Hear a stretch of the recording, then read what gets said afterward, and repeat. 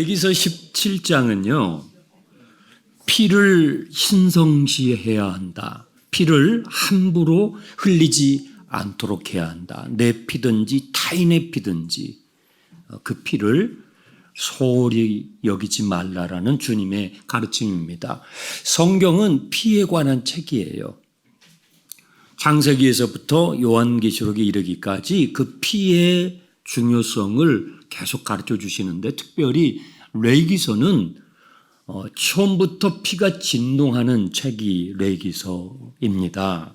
3절을 보시겠습니까?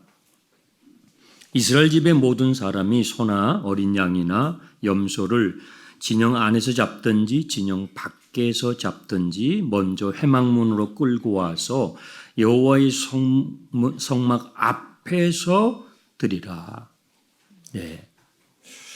누가 됐든지 간에 식용으로 짐승을 잡든지 아니면 제물로 사용하기 위해서 잡든지 소나 양이나 염소나 이런 것들을 잡을 때에는 아무 데서나 잡지 말라. 아무 데서나 잡지 말라. 성막 앞으로 가져와서 하나님 앞에서 잡아라. 아무 데서나 피를 흘리지 말아라. 꼭 하나님 앞에 와서 그것을 잡아서 그 피를 함부로 흘리지 않도록 하라는 주님의 말씀이죠. 5절에 그런즉 이스라엘 자손이 들에서 잡던 그들의 제물을 회막문 여호와께로 끌고 가서 제사장에게 주어 화목제로 여호와께 드려야 할 것이요. 만약에 고기가 먹고 싶다면 그럴 수 있죠. 고기가 먹고 싶다면은 일단 그것을 성막 앞으로 가지고 와서 그리고 거기서 잡고 그 피는 제단 위에 뿌리고 기름은 제단에서 불사른 다음에 그 고기를 먹어라라는 말씀이죠. 이렇게 주님께서 피에 대해서 말씀하시는 이유가 있어요. 7절에 이 출애굽하기 전에 이스라엘 백성들은 애굽에서 살았잖아요. 그런데 그 애굽의 문화는 고기를 먹을 때 피채 그냥 먹었어요. 들에 나가서 짐승을 잡고 그리고 피가 흘리는 그 고기를 먹으면서 그리고 그들이 숭배하는 우상에게 제사하면서 아주 음란한 행동을 했던 것입니다. 그 내용이 7절의 내용입니다. 여러분들 동물의 세계를 TV나 다큐에서 보신 적이 있으시죠? 사자나 호랑이 같은 그런 맹수들이 자기보다 힘이 약한 그 짐승을 먹을 때 어때요? 피채 먹습니다. 그러면서 자기 힘을 과시하고 자기의 잔인함을 과시하는 것을 보게 됩니다. 오늘날에도 이 피채 먹는 문화가 남아 있어서 또 우리나라 사람들은 몸에 좋다고 하면 하여튼 뭐든지 먹지 않습니까? 사슴피, 노루피, 오리피도 먹는 분을 봤어요. 어떤 분이 오리의 목을 이렇게 칼집을 내더라고요.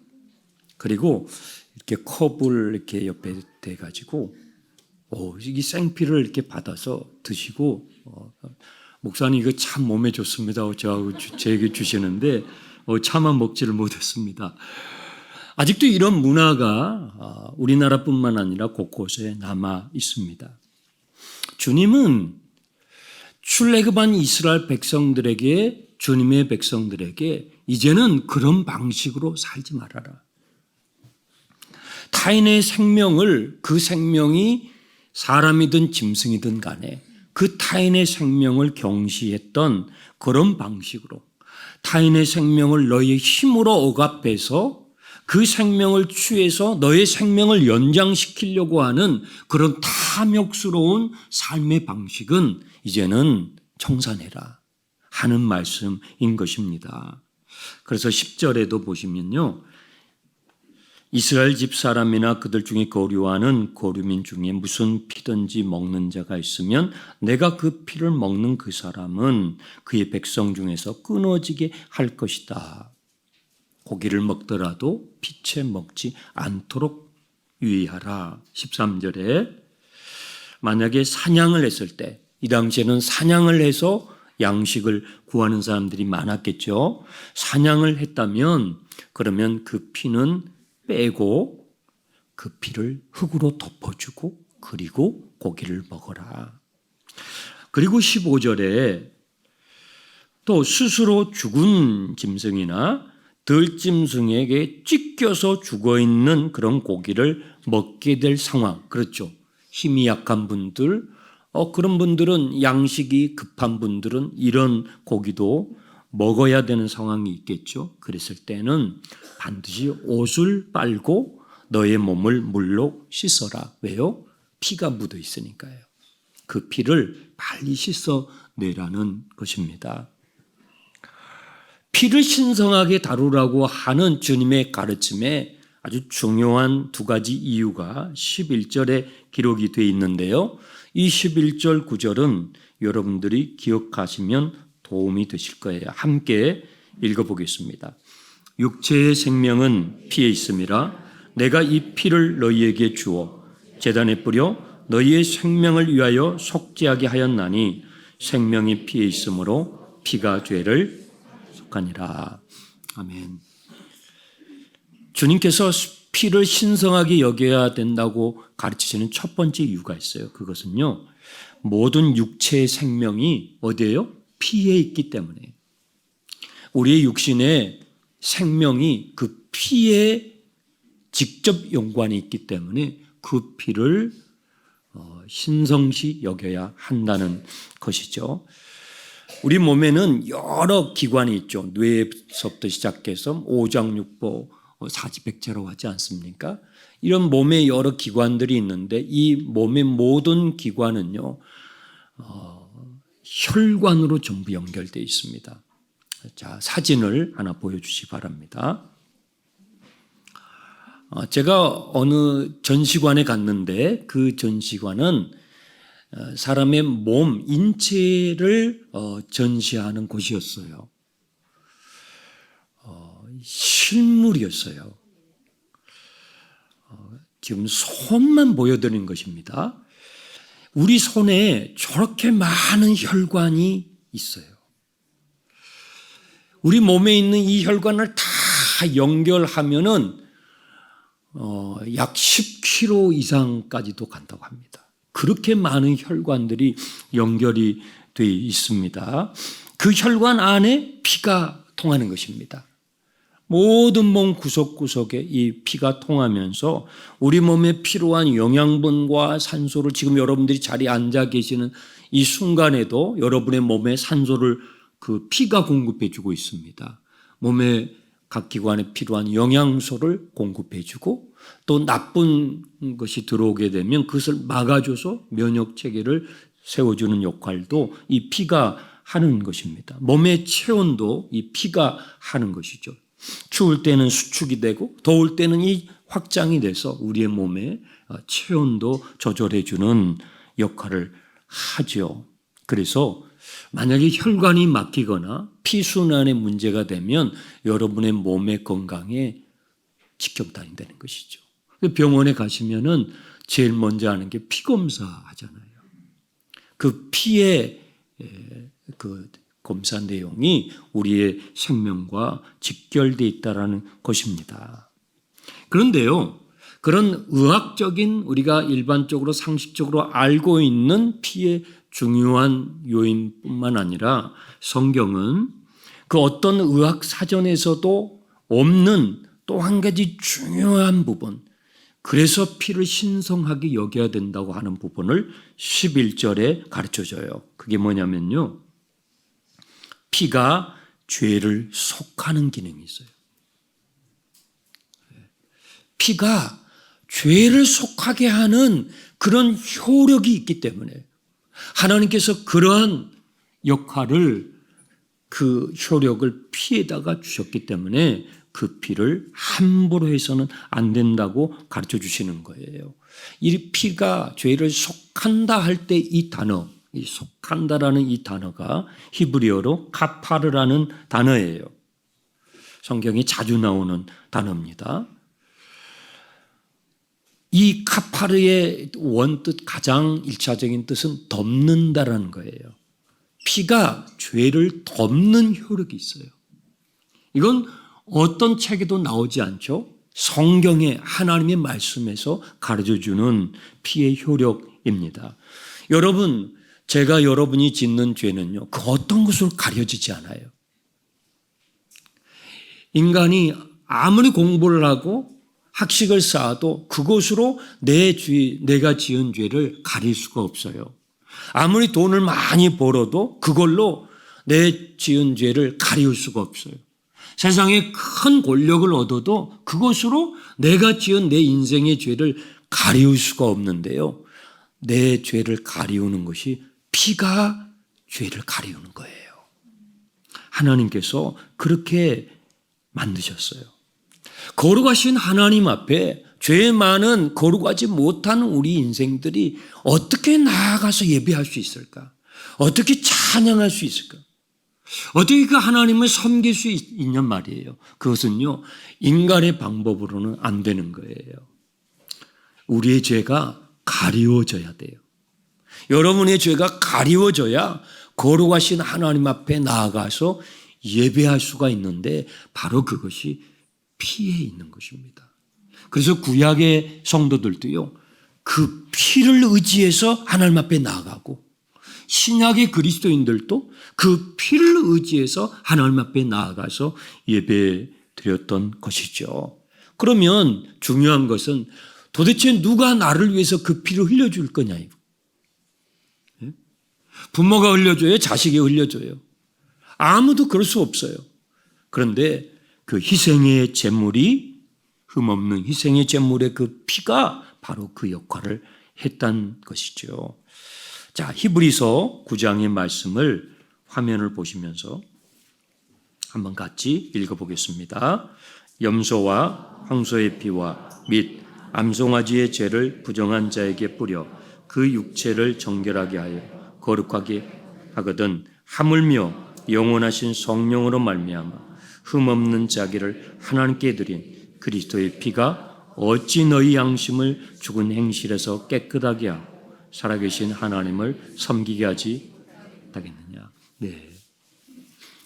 황소의 피가, 양과 염소의 그 피가 일시적으로도 우리의 죄를 가렸거든. 잠깐이라도 우리의 죄를 가려주었다면 하물며 죄 없으신 예수 그리스도의 피가 어찌 거룩하신 하나님 앞에 나아가서 그분을 예배할 수 없게 하겠느냐. 어찌 그 하나님을 섬기게 하지 못하겠느냐 하는 말씀이죠. 그래서요, 예수님을 따라다니면서 배신도 하고 죄도 많이 지었던 베드로가 나중에 수제자가 되지 않습니까? 그런데 이 베드로가 베드로전서에 예수님의 피를 뭐라고 불렀냐면요, 베드로전서 1장 한 번 더 본문을 읽겠습니다. 너희가 알거니와 너희 조상이 물려준 헛된 행실에서 대속함을 받은 것은 은이나 금같이 없어질 것으로 된 것이 아니요 오직 흠없고 점없는 어린 양 같은 그리스도의 보배로운 피로 된 것이니라. 너희가 대속함을 받은 것, 너희가 구원함을 받은 것은 금이나 은이나 돈으로 된 것이 아니고 그리스도의 보배로운 피로. 여러분, 보배롭다라는 형용사를 우리가 아무데나 붙입니까? 그렇지 않습니다. 저 집이 참 보배롭네, 이런 표현 잘 쓰지 않습니다. 아, 내 자식은 보배로워요. 네, 그럴 때 한 번씩 가끔씩 붙이는 형용사입니다. 그것을 베드로 사도는요, 예수님의 피에다가 붙인 거예요. 그리스도의 보배로운 피로 우리가 죄사함을 받고 그리스도의 보배로운 피로 우리가 하나님 앞에 나올 수 있게 되었다. 그래서 그것을 보혈이라고 하는 거예요. Precious blood이라고 하죠. 여러분, 그리스도인의 메시지는요, 예수 그리스도의 피입니다. 그리스도인들이 자랑하는 상징이 뭐예요? 주님께서 못 박혀 피 흘리신 십자가입니다. 여러분, 그리스도인들이 부르는 노래가 뭐예요? 네. 임마누엘. 예수님의 피를 노래하는 것입니다.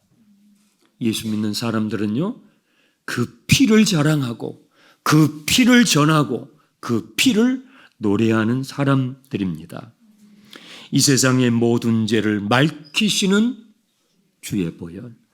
내 주의 보혈은 정하고 정하다. 죄에서 자유를 얻게 함은 보혈의 능력, 주의 보혈. 샘물과 같은 보혈은 주님의 피로다. 주의 피로 이룬 샘물 참 깊고 넓도다. 나의 죄를 씻기는 예수의 뭐요? 피밖에 없네. 다시 정케 하기도 예수의 피밖에 없네. 나 믿노라, 나 믿노라. 그 보혈의 공로를 흠없어도 피 흘리사 날 구원하셨네. 여러분, 예수 믿는 사람들은 희한합니다. 피를 그렇게 좋아해요. 피를 노래하고요, 피를 자랑하고요, 그 피 흘린 십자가를 목걸이에 걸고 그 피 흘린 십자가를 건물 꼭대기에 걸어놓고 그것을 자랑하고 박수를 치고 예배하는 사람들이 그리스도인이에요. 그런데요, 그리스도인은요, 그걸로 또 모자라 가지고 뭐 하는 줄 아세요? 피를 마셔요. 성찬 예식을 별도로 또 만들어 가지고 아주 날을 잡아 가지고요, 피를 마십니다. 그것을 예식이라고 합니다. 오늘 종료주일인데요. 종료주일은 고난주간이 시작되는 주간이에요. 이번 한 주간은 고난주간이고 다음 주일은 그래서 부활주일이 됩니다. 우리 장충단 교회는요, 고난주간에 한 번만 피 마시는 것으로 양이 안 차요. 그래서 우리는 18번을 마셔요. 월요일, 화요일, 수요일, 목요일, 금요일, 토요일까지 하루에 3번씩 아침 예배 시간에, 또 오전이 시간이 가능한 분들 위해서 오전 10시에, 또 저녁에 가능하신 분들 위해서 저녁 7시, 금요일에는 8시, 하루에 3번씩 18번을 고난주간 성찬 예식을 합니다. 여러분, 오셔서 피를 마시십시오. 예수의 피를 마십시오. 예수의 피는요, 죄를 이기는 능력이 있어요. 예수의 피는요, 마귀를 이기는 능력이 있어요. 예수의 피는요, 우리가 죄를 지음으로 인해 생겨나는 여러 가지 부작용들, 여러 가지 부작용들을 이기는 힘이 있어요. 저도요, 이 화가 올라올 때가 있거든요. 이렇게 생겼어도 제가 화낼 때가 있어요. 화가 막 올라올 때가 있는데, 그때는 제 마음으로 예수 피를 불러요. 예수님의 피의 능력이 있어요. 예수 믿는 사람들은 그 피의 효력을 믿는 사람들이에요. 그 피를 의지하며 사는 사람들이 그리스도인이란 말이에요.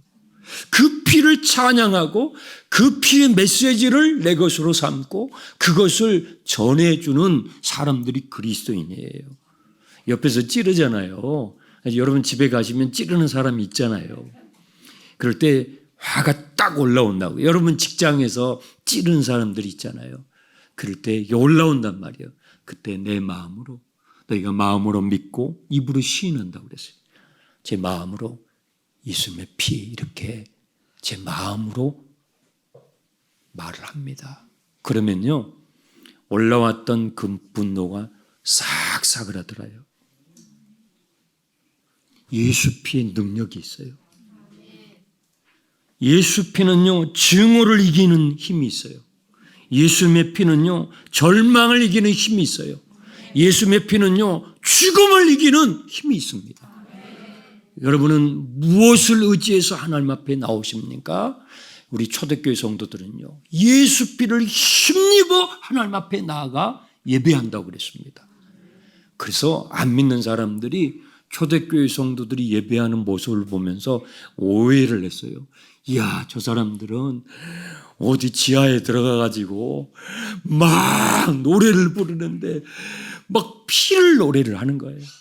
그리고 무슨 말을 듣는가 보니까 무슨 막 피 흘린 얘기를 들으면서 아멘 아멘을 하는 거예요. 그리고 나서 또 예배를 그냥 끝내는 게 아니라 또 잔을 돌려가면서 막 피를 막 마시는 거예요. 저들 식인종 아닌가 하는 오해를 받을 정도로 초대교회 성도들은요, 그리스도의 피를 의지하면서 살았던 것입니다. 여러분, 고난주간에 18번의 기회가 여러분에게 있습니다. 주님 앞에 와서 주님의 피를 마시십시오. 그래서 고단한 세상을 이기는 힘을 공급받는, 수혈받는 복된 시간 되시기를 주님의 이름으로 축원합니다. 기도하겠습니다. 아버지 하나님, 감사합니다. 예수의 피를 힘입어 예배하고 예수의 피를 힘입어 찬양하고 예수의 피를 힘입어 이 세상을 살아 승리하는 그리스도인들 되게 해 주시옵소서. 예수님의 이름으로 기도합니다.